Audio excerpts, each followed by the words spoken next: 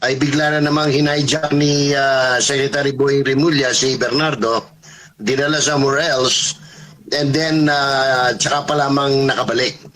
Which was good enough dahil hindi hayatos, nagkaroon ng pagkataon si kinatawan na Marcoleta na iharap sa Blue Ribbon Committee si retired Marine Master Sergeant Orly Gutesa.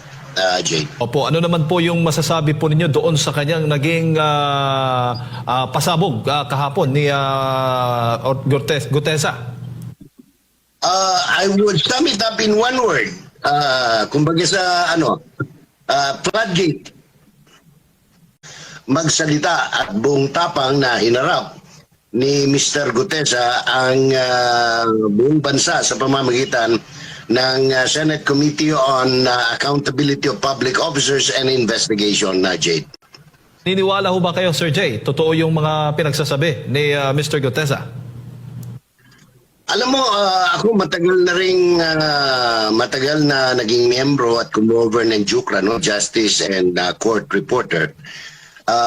Makikita mo yung mga demeanor, yung tindig at itsura ng mga tumitistigo sa korte. Ako rin ay ilang beses na rin naharap mismo sa mga paglilitis at naging testigo sa mga paglilitis. So, I would say with certainty, based on experience, na nasa mga 97% ang credence nung nagsasalita kahapon by the name of Gutesa.